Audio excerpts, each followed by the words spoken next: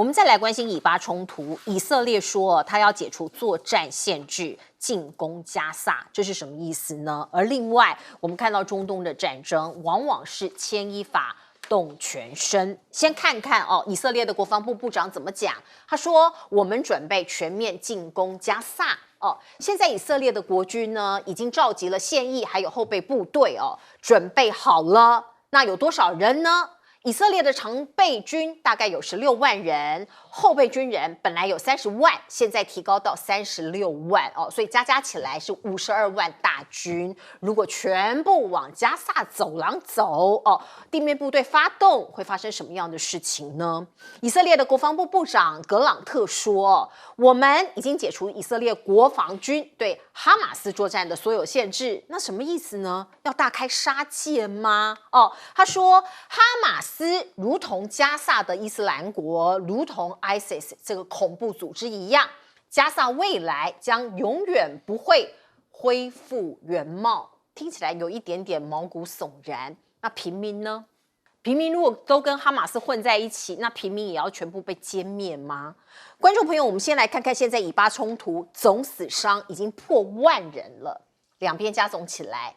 以色列警告埃及他说：“你们给我小心一点，你补给车辆如果进出加萨的话，我也会把你空袭，我也会把你当成空袭的目标。”这是以色列国防部宣布的他说已经击毙了2名哈马斯的高层，而且我警告你埃及不要运送什么样的援助物资来到加萨，不然你任何的车辆出入加萨，我都会来轰炸你。而另外我们看到的这个 Financial Times 说，加萨的危机有可能会蔓延到埃及。怎么说呢？来看看这个地图，加萨走廊在这边小小一点点，以色列在这里。那除了陆路北边的陆路之外，南边就是埃及开罗，这里可以过去。所以他说你车辆不要给我进来。而在海上，你看美国的福特号在地中海的东岸这里。而另外以色列的陆军，那当然就把这边加萨给层层的封锁起来了所以以色列是想做什么呢？开罗现在担心了，以色列想把处理哈马斯控制加萨的麻烦问题推给阿拉伯邻国吗？推给其他国家吗？因为你加萨的人，你海上走不了，北边可能也都被团团围住，你可能只能从南方逃，而补给也只能从埃及往北走吗？我们看到纳坦雅胡怎么说？他说全国已经进入战争状态，哈马斯以人质性命要要挟以色列停止空袭加萨。未来几天，我们会采取行动，让敌人后代闻之丧胆。听起来都在撂狠话。而另外，哈马斯的高官巴拉克他说，只有少数的高阶指挥官知情，如果以色列你要朝我们加萨走廊发动歼灭战，我们的兄弟伊朗还有黎巴嫩真主党这些盟友都会加入作战。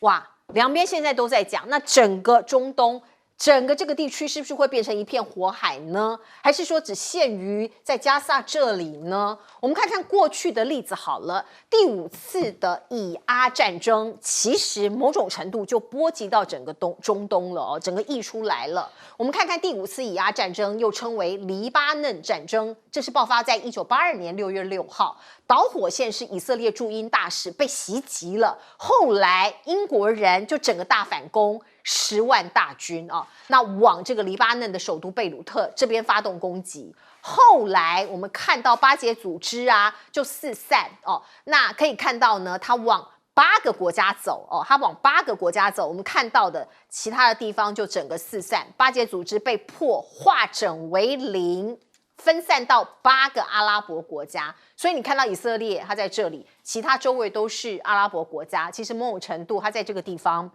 阿拉伯的这些国家也对他虎视眈眈。那以色列因为它非常强，它也同时在对其他国家做各种的防范，甚至是以暴制暴吗？还是攻击呢？来请教蔡博士。以色列拜的上帝跟伊斯兰拜的上帝是同一个上帝，但是对于以巴之间的问题，我觉得上帝也头痛。上帝都头痛了以后，表示他找不到解方。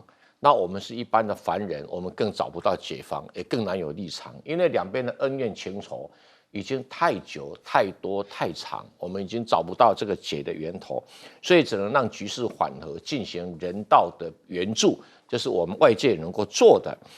那两边呢，现在刚好都是激进派当权，纳坦雅胡在以色列里面是标准的激进派，哈马斯当然更是巴勒斯坦人的激进派。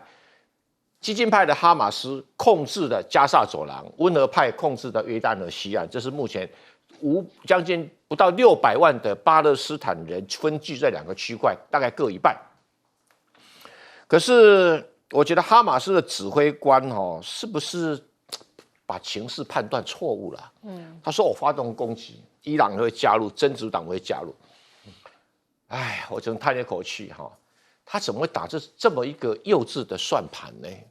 第一个，叙利亚已经是国不成国了，那个真主党都嗷嗷待哺，靠人家帮助啊，能够帮你发个2颗导弹呢，声援，就像烟火一样，后继无力啊。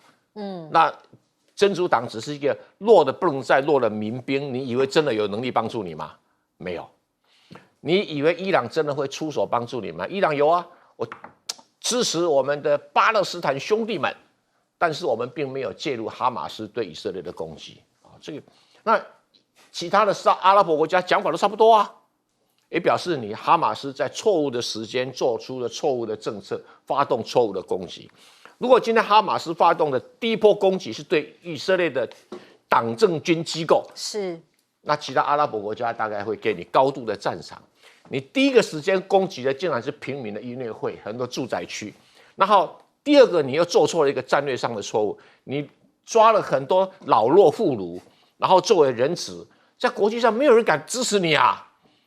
在第三个，你更扯的，你说这个如果你轰炸一次，我就杀一个人质，就你第一个杀的竟然是一个11岁的女童。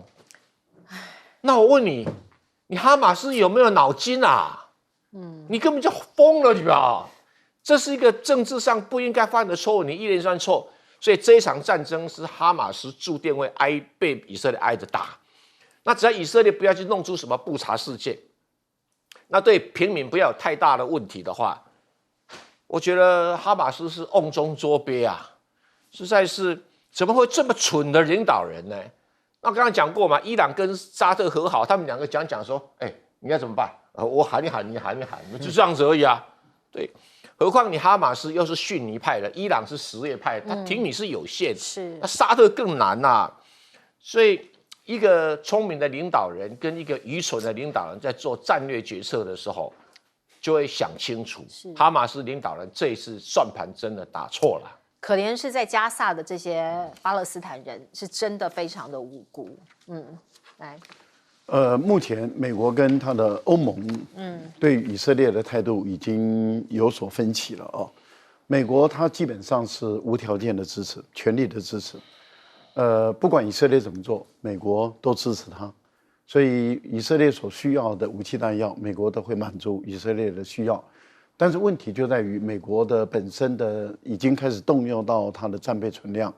那当他开始把战备存量提供给以色列的时候，乌克兰这边一定会停掉那乌克兰的战局绝对是不利的，这是第一个部分。但是问题就在于欧盟的态度就不是这样。欧盟它一方面谴责哈马斯，可是它2方面要求以色列必须要符合联合国的战争法则，也就是不可以无差别的开枪，只能针对于武装的敌人，也就是哈马斯进行攻击。对于平民百姓、老弱妇孺，不可以采用无差别的攻击。这是这个欧盟他们本身的立场已经表明了。也就是说，对于内塔尼亚胡的说法的论调，以及对于以色列的国防部部长的论调，他们是持否定的态度。另外一个，对于内塔尼亚胡的一个决定，也就是断水、断电、断食物，还有断能源，欧盟反对。欧盟认为这是违反联合国战争原则，这是不同意的事情。所以当欧盟表达这个态度的时候，以色列如果继续蛮干，那这样的话，欧盟对于以色列仅止于道义上的支持，而不会实质上的支持。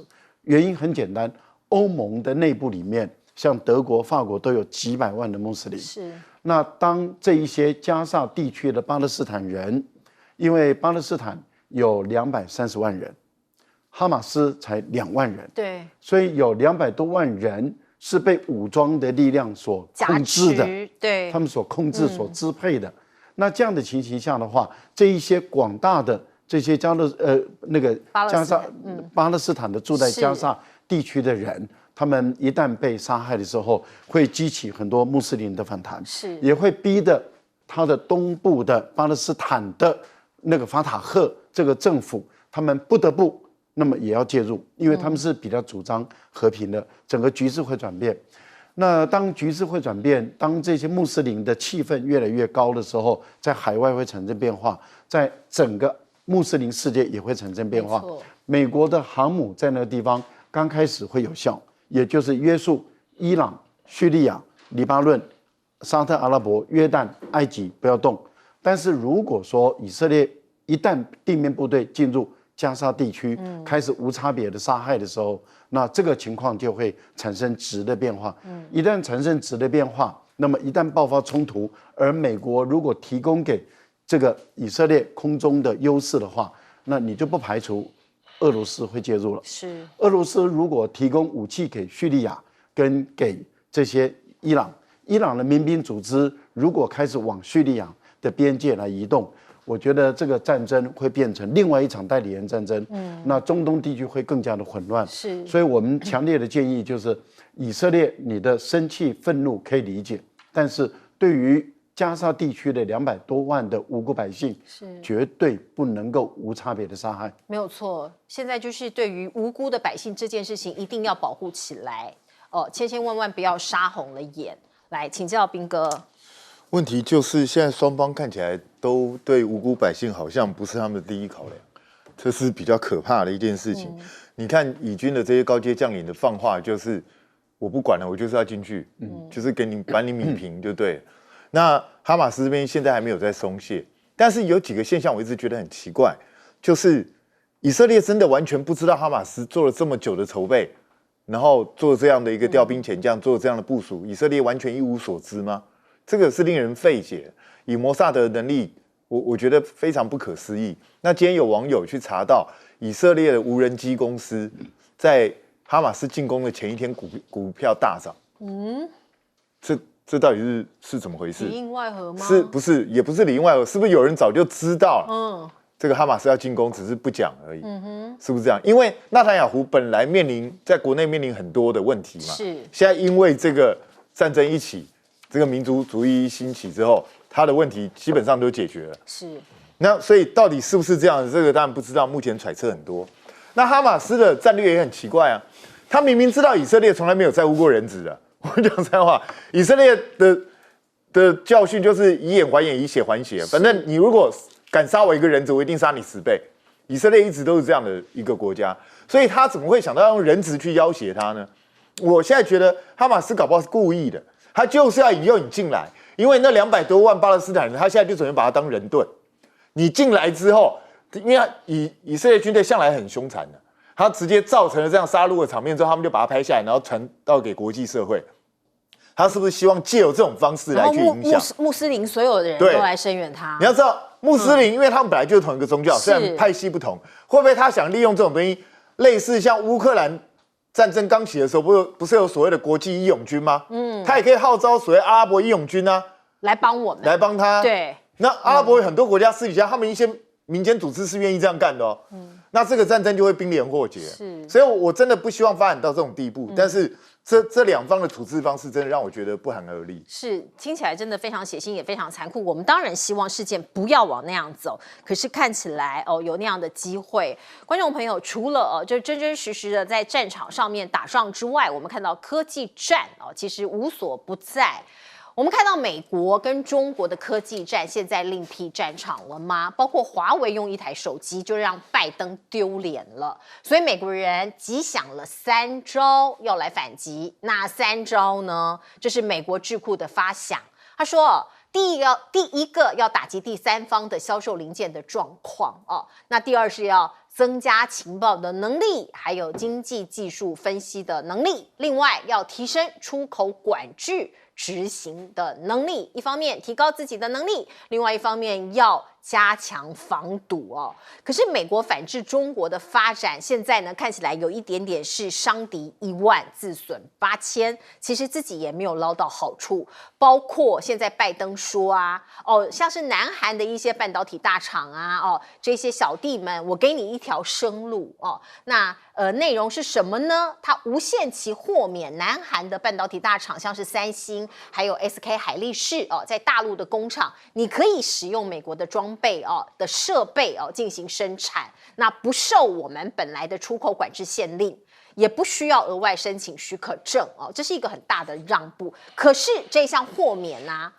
不仅是有利先进设备厂商跟原料供应商，那另外还有倒打了一耙谁呢？包括长江存储在内的大陆厂商，因为长江存储它就没有了嘛，它就没有这个进得拿到市场市占率，也没有办法获利了。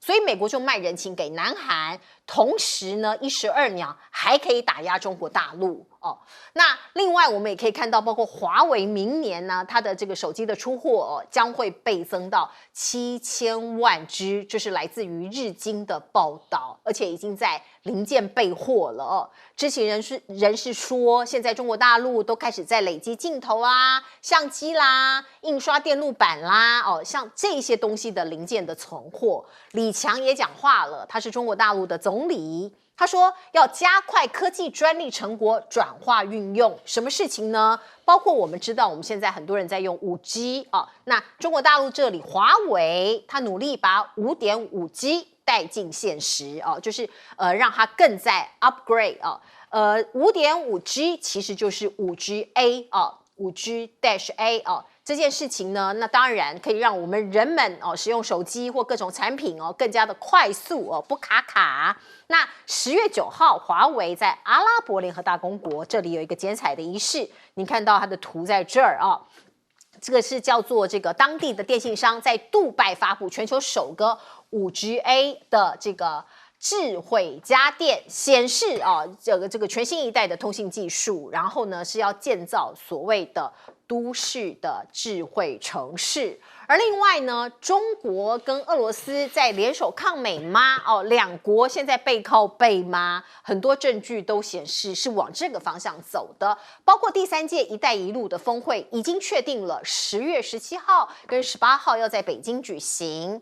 华春莹就说了，这个主题叫做高品质共建“一带一路”要共同繁荣、共同发展。俄罗斯的外交部发言人就讲了，俄罗斯的外长拉夫罗夫在这2天会访问北京，而且会跟王毅来会晤。可是呢，更进一步的高峰会有没有呢？现在还不知道。普京他预计访华这个时间点刚刚好就在一带一路峰会的期间点，所以是不是在这个时间中国跟俄罗斯有一个高峰会呢？现在中方没有证实。另外我们知道美国的舒默正在北京访问他呼吁美方要精进他跟这个中国大陆的商务部部长会面那中国大陆的商务部部长就做出了呼吁，他说美方你应该要精准的界定所谓的安全边界，因为这2国中美2国他们的关系在世界上是最重要的双边关系，牵动的可是其他各个国家，不管是供应链，不管是国际关系所以呢，应该要好好的界定所谓的安全边界。另外，我们看到王文涛他怎么说？他说，中美贸易关系基本上是互利共赢，希望美国可以精准界定安全边界，避免反安全化、政治化与工具化，我们就事论事。而另外提供一个讯息给您参考，俄罗斯不是打了乌克兰战争吗？现在有20%的进口货是用人民币来结算的，就是他们用人民币的这个频率还有比例越来越高，所以人民币对西方制裁俄罗斯已经形成了新的挑战了。来，蔡博士怎么看？中美科技的这个竞争短期内不会结束。因为美国认为他要在科技上赢中国，要用各种打压中国的方法来完成，而不是一个健康的、一个光明的一种公平的竞赛，而是我拐你一脚，我给你吃火锅我故意犯规打你手，让你不能投篮，这是美国现在采取的方法。那美国要赢得这一场竞争，好像除了这方法以外，他也想不到更正大光明的方法那你现在据说为了韩国，因为韩国人现在苦哈哈了，半导体库存满档，无法去库存化，所以半导体尤其在记忆体方面的价格已经从珍珠价格跌到面粉价格已经是很惨了。所以你看那个三星赔死了那对于这种状况，如果你在限制三星的话，那不是就要三星死亡吗？所以三星海力士当然就会跟尹锡悦叫东叫西尹锡悦看到大金主在叫，他总该要帮他讲话嘛所以拜登在这方面让步其实也没什么，但是会不会使长江存储就受到影响了？不会的啦，不会不会啦，他们两边的东西不完全一样而且市场区隔已经那么久了这个长江存储面对这种半导体到货跌价的情形，已经一段时间都撑过来，怎么会差这么一点所以我是认为这个顾虑是不会那华为会出货，明年才7000万只吗？会不会太少了一点要不要加个0我觉得日经可能估计太少了对日经的估计太少了那 5.5G 就5G 的10倍的速度上传下载的速度都快了10倍。那现在阿联酋那边表现一下给阿拉伯世界看一看。那这个是目前爱立信跟 Nokia 无法提供的服务，而且更重要的，华为厉害在说你把现有的5G 设备调高到 5.5G 只要加装几个东西就好了，更不用全金来换，所以占了很大的便宜。普丁如果今年参加“一带一路”的峰会的话，就是他在俄乌战争之后第一次离开俄罗斯的国际场合出现。如果在上面发表专题演讲的话，那一定会吸进全世界的眼光这个时候，这个等于说某种程度是中俄之间关系更加密切，另外一方面也是中国给美国一个颜色看所以两方面在这个竞争，只要没有恶化的情形底下，光颜面之争是还好。那俄罗斯进口货2成用人民币不稀罕应该未来会到6成以上6成以上，因为它不能用美元嘛，而且中国人收了俄罗斯的卢布也不像收那个什么那个印度的卢比一样他可以拿俄罗斯的卢布来买俄罗斯的天然气跟石油有去化的地方，所以这2个货币会结盟的，没有问题。来接一下广告。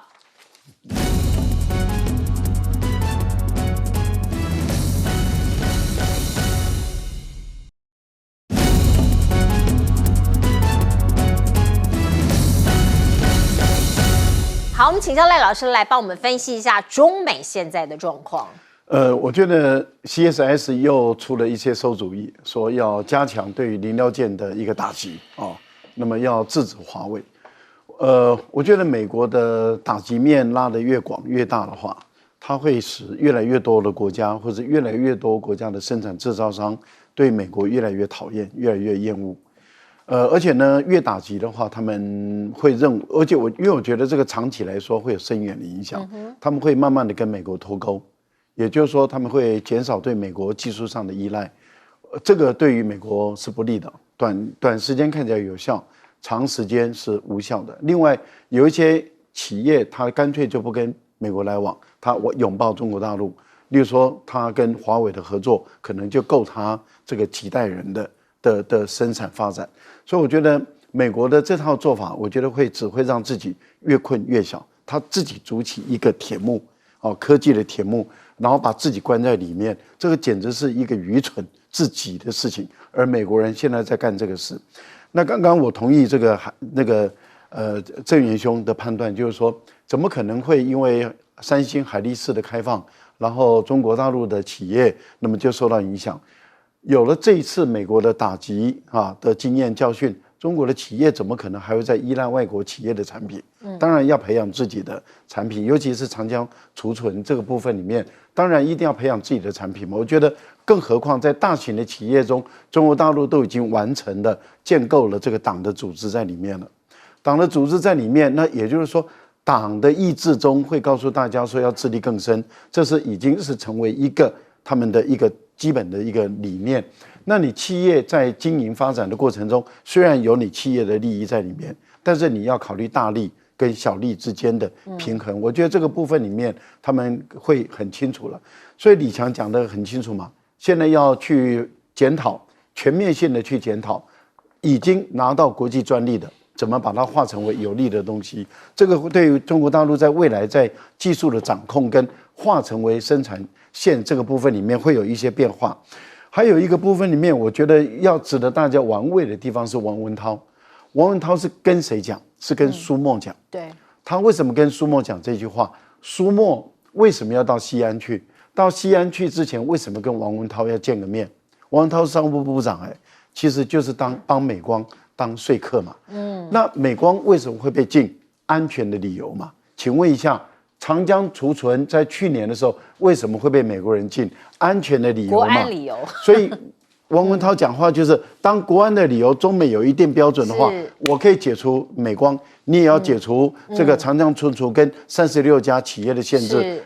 你苏墨回去做好了这件事，我就会跟你一样做好这件事了。来进一下广告。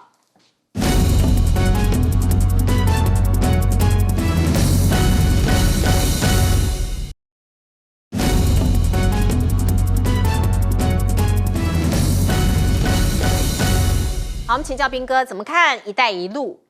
我觉得“一带一路”这次普丁应该是会去，但是普丁去的话，当然一方面是就是很正式的表明他跟中国大陆之间的结盟关系，表示中俄的关系更深一层。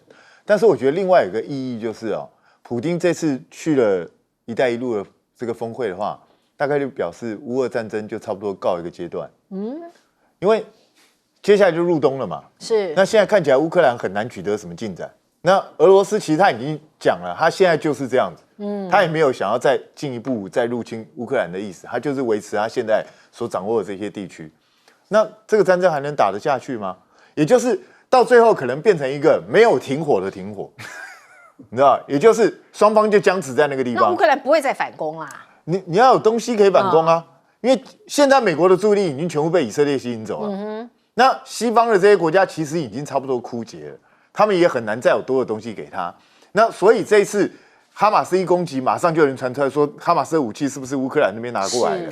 所以他们现在也组织调查相关机构嘛。那西方刚好可以借这个机会，我就是慢慢调查。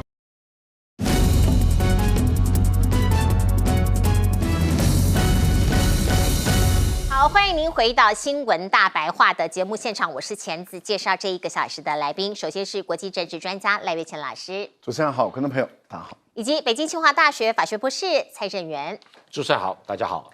还有我们的资深媒体人谢汉斌。主持人好，大家好。好，观众朋友，您还记得这一桩官司吗？时间发生在2022年，那个时候我们看到周玉蔻他在他自己的媒体，还有包括民视的节目里头，他说赵少康抛妻弃子讲了很多家暴啦等等像这样子的情事，结果赵大哥就去提出民事诉讼，要求周玉蔻还有民事要连带赔偿他1000万。今天法院有判决，判决的内容是要判周玉蔻民事连带赔偿200万，另外周玉蔻单独要赔20万。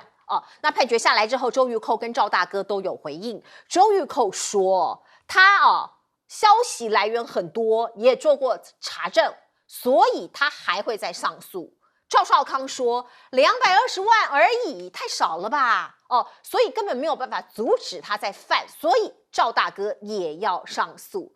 观众朋友，这是2022年的事情，当时大家还记得吗？选战打得如火如荼，某种程度上面来看，周玉蔻这个 Coco 姐应该是要帮助陈时中要打赢台北市这个选战，然后要打败蒋万安那结果现在陈时中不是落败了吗？那有一个说法是，他现在要争不分区，可能也在民进党的不分区名单上头。那现在你当不分区的话，就要有表现呐。所以陈时中今天也上了一个广播节目上了一个网络节目他说他批评李彦秀投资网军所以1对1他李彦秀跟高嘉瑜1对1也很难选得上，讲的是高嘉瑜很难选得上。那另外呢，他也酸了一下高嘉瑜，他说你高嘉瑜要回头是岸，你只能重申对民主的信念，得到选民认同，才有可能杀出一条血路。言下之意是高嘉瑜对民主的信念不够坚持，台湾价值不够吗？另外，我们看到高嘉瑜某种程度也是背负受敌，因为打着他追着他打的还有一个人叫吴欣岱，基进党的一个要选这个地区的立法委员。那吴欣岱最近讲了一句话，也被网民在被网友给追打因为他说高嘉瑜你选择民意而非党意。这句话很多网友都说这有错吗？你当民意代表，用字面上的解释来看，就是要选择民意难道你一定要遵从党意才是民意代表吗？那你就是党意代表啦那吴欣岱又解释了一次，他说希特勒也有民意基础所以我被断章取义了呀。他的意思是说，现在有一些民意可能代表的是中共，代表的是中共同路人吗？网友听了更是一头雾水，有网友就讲说懂了，蔡英文是希特勒吗？这个人到底在讲什么你是越描越黑吗？而另外，我们刚刚过去的双十国庆，观众朋友，我们的英文在我们的总统府前面各种的这个英文的名称都是Taiwan National Day 那有人就觉得不是很好，或者觉得你有台独的意涵，像是马总统就是其中一个人那可是基进党也不满意基进党说双十国庆就是在宣扬殖民、撕裂族群，而最好的做法是什么呢？无视。你根本就不要理什么双十国庆那某种程度大家要知道这个基进党党主席讲出来的这番话，基本上应该就是绿营或者民进党的基本教义派心里面的真正想法，就是你根本就是要无视根本就不要理什么双十国庆。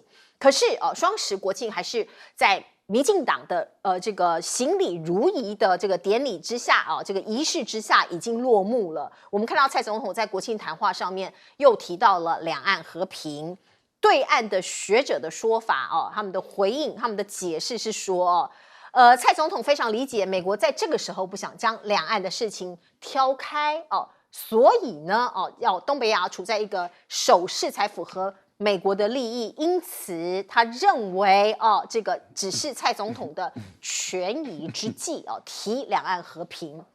而此刻在国际上面最大的事情，可能就是中东的以阿的血腥战争了。我们看到，我们有一些台湾同胞，我们的台湾旅客在以色列。居然传出求助外管，希望赶快回到台湾，却被外管冷回说你自己想办法，你自己订机票。那外交部看到新闻也回应了，他说这个战事事出突然，难免未尽周全，请国人谅解。他认为你被困在以色列要改机票，你当然要自己改你自己订因为有很多信用卡等隐秘资料，你需要自己上网嘛你还去爆料，所以外交部感到痛心，还有高度遗憾。另外，我们再来看看中东、乌克兰和台湾，美国现在是不是面临了战略负荷、超负荷？中东烽火连天，乌克兰还在打仗，而我们台湾也陷入了某种的不安定。美国，你的战略超负荷吗？我们先来看看美军现在的布局是什么。在地中海这里，福特号打击群已经过去了，那他们打算再加派艾森豪号航母打击群去驰援。而另外，我们也可以看到在东海这里10月12号，雷根号停靠在釜山港美日韩海上联合军演即将这个要登场了，是延伸对北韩的威慑力。美国一共有9个航母打击群，现在已经动用了3个。而另外，我们看到美国的 MQ9无人机现在呢，打算无限期转驻 Okinawa 哦。为什么？可能在加手纳这里不设期限。要的也是在这个地区的稳定力量哦，或者是就近侦查。看到日本的防卫大臣说，转移之后就可以就近来侦查，增加警戒还有监视的时间哦。那对准的是谁呢？哦，大家可能可以想一想，也来猜一猜。来请教蔡正元博士。周玉蔻这种案子实在是咎由自取，也是罪有应得。他被告要赔钱的案子只有这个案子吗？不是这个案子啊。做媒体评论有一种主观评论，没有对错是非好坏的问题。比如说，我如果今天讲说，我认为赵少康这个再帅都没有赖岳谦帅，这是主观评鉴，你可以同意，可以不同意，这个没有什么罪过可言。但如果你说啊，赵少康怎么像周玉蔻这样讲，你要有事实的根据。你没有事实的根据，当然要负起法律这个妨害名誉等等的赔偿的责任，不管是民事、刑事。那这个赵少康大哥他没有告他刑事，好像就是告民事。那民事判赔，赵少康讲对啊，220万。对民事算什么啊？民事一天广告我200万，对啊，这对民事不是问题，因为200万是民事跟周玉蔻联合赔偿，那一定是民事赔偿，怎么会是周玉蔻赔偿呢？周玉蔻自己是20万单。对呀，对，那不会是20万的，所以难免会觉得这样实在太少了，而且你指控人家抛妻弃子已经够严重了，还指控人家不认血亲。在咱们这个中国人文化的社会里面，就是对一个男人是简直是莫大的控告，莫大的指控了哈。所以我是觉得他这个提不出证据，负起应该有的责任，而且这个赔偿金额对他的社会地位跟民事的分量，就法官瞧不起民事，这个实在是，这个我觉得法官是不提的哈，所以。再来，这个高嘉瑜陷入选战有无可奈何，也有个人主观的选择因为他是在民进党里面属于不同派系或者也属于孤鸟型的人，他可能以为以前是用这种方式，所以获得内湖南港中间选民的支持，所以因此呢打败了李彦秀。但这一次他利空消息不断的出来，可能对他是没有很有利第一个，绿营对他的支持是高度的衰退；第二个，就是有跑出一个极端的台独者来跟他竞选，选票会分掉，不要多分个1万张选票，他都当选不了。第三个，林炳书的事件对他在内湖南港的中间选民的形象伤害太大。照道理来讲，一个妇女被家暴，应该是被同情的，可偏偏他的职务是立法委员。选民需要的立法委员是一个强势的，能够保护别人的。而不是一个弱势的要被保护的这一点他可能没有算到这一点你会选那个立法委员说他楚楚可怜吗？他是有冤屈的吗？不是啊，人家选你是你要保护我，不是我要保护你啊，所以他这个状况底下他吃了大亏哎呀，这个交友不慎。台湾基进党你说你不喜欢双十国庆，那你就建立民进党，你也不用当民进党的侧翼，就建立民进党，改一天当国庆日嘛，有胆你就做嘛，好不好？不要再讲那有的没有的美国航空母舰还有用吗？那装模作样，哪有派航空母舰去打哈马斯的？当然不是嘛，这一定是在镇压，叫旁边不要动的嘛。对，而且福特号也不是专程赶去他因为俄乌战争，他本来巡弋的地方就在那个意大利附近嘛，是。那所以只是顺便靠东边一点说我来装模作样一下，这个不管用。那美国现在一下子来应付中东、乌克兰、台湾，不要紧，还有一个北韩，还有一个北韩，所以日子没那么好过还是学习这个习近平主席推动各种和平方案比较好了。今天要不是伊朗跟沙特被中国凑合和平了以后，你看那哈马斯这样打起来，伊朗如果介入，现在中东不乱成一团了，油价又要大涨了。就是已经中国出手稳定了伊朗跟沙特那两个人不好很久，现在变成突然间牵手，一下子不好意思翻脸嘛，对不对？好，比如说我跟这个赖玉娟昨天晚上吵架，今天一下和好了，也不太马上好翻脸嘛。我们俩都没有吵不是，我举例啦，伊朗跟沙特啦，哈，找个机会吵个架。对，他总是不好意思会马上翻脸，所以现在就是说，只要伊朗、沙特不动。这一场战争就是规模只会局限在很小的加沙走廊。你看巴勒斯坦的约旦河西岸也没有动静啊，就证明说中国这个和平方案是有用啊。你美国为什么不学着用呢？对不对？你要学着用，到处去讲和平方案，大家你美国不自称老大哥吗？你叫来大家想一想，谈一谈，为什么不能谈呢？偏偏你就是为了赚军火商的钱。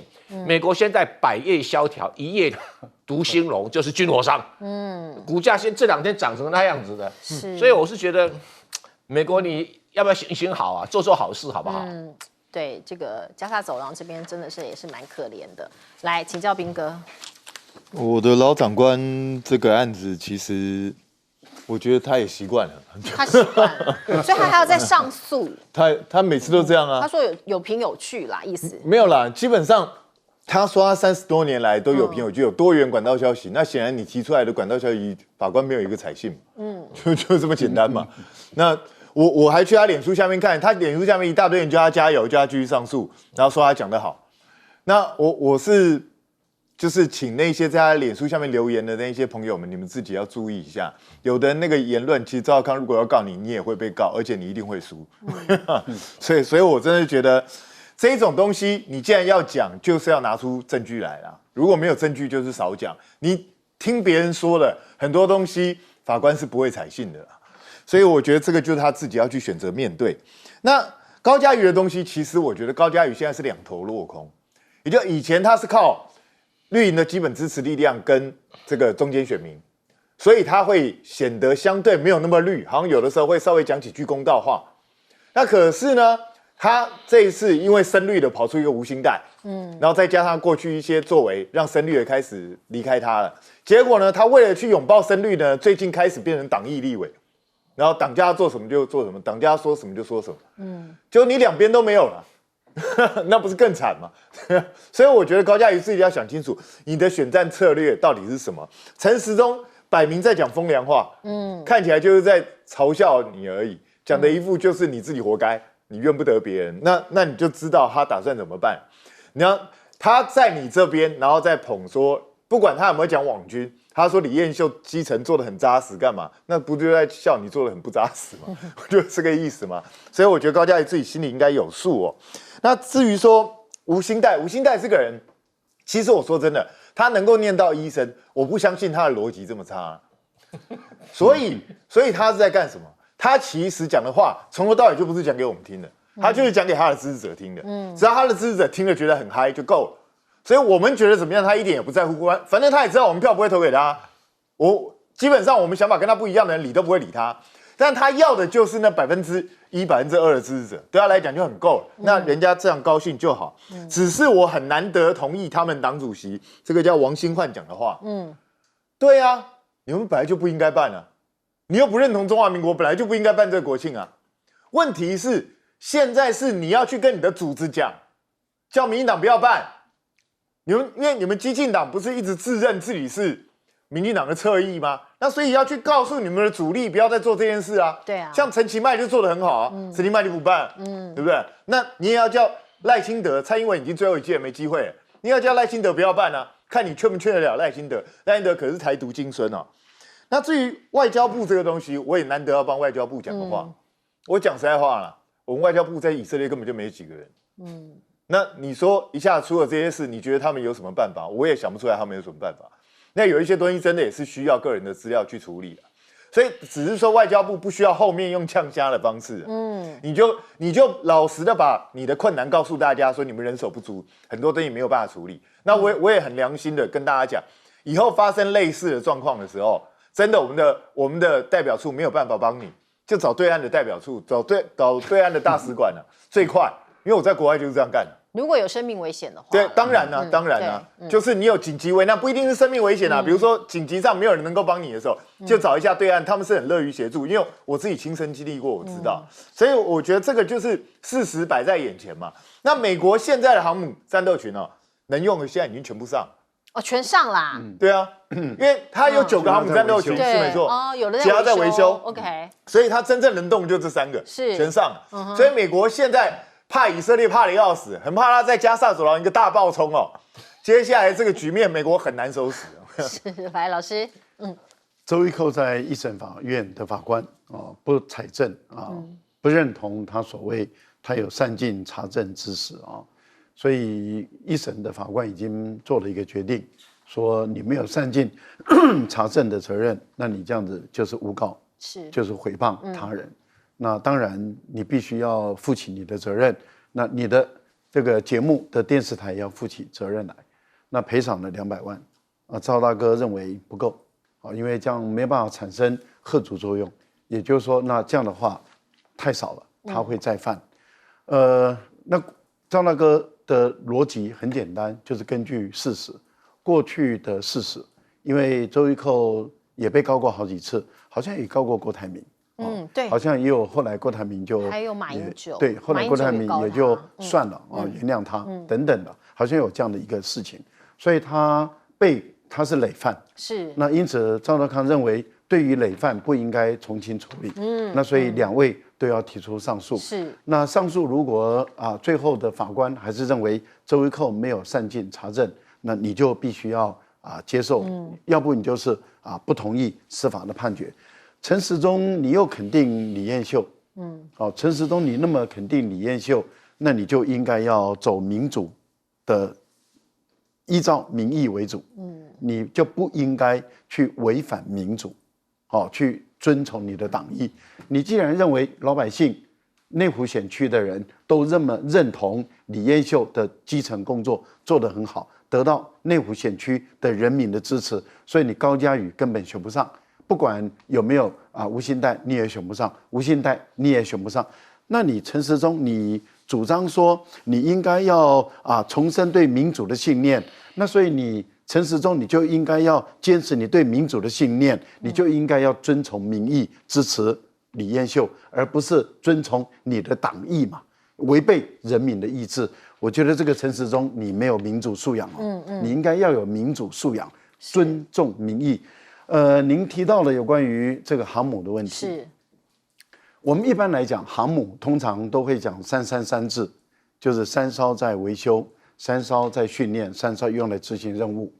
但是美国由于它的航母绝大部分5艘以上，寿命都已经40年，太老了，所以大部分都在厂里面维修。是，即使您刚刚提到了到朝鲜半岛的那一个，也就是要停靠在釜山港的雷根号，它都已经在横须贺金港屡次维修，屡次出航又回来，出航又回来，已经延宕了很久的时间。这代表什么？即使连雷根号这么新的航母都出了问题，它的执行力事实上是堪虑的，更何况它现在已经把它的所有的航母都用完了，其他的都在靠港维修，也都出不来。以目前的情形来看，美国没有能力同时打2场的战争。其实他的这个国家安全的顾问他们的讲话是不是事实？为什么？因为他根本没有能力同时处理乌克兰问题，也没有能力同时处理这个以色列问题，更没有能力同时处理印太的问题。所以当他讲说我们美国有能力同时处理3个地区的问题，这是鬼话，因为没有人相信你2个战区你都处理不了了，不要讲3个战区了。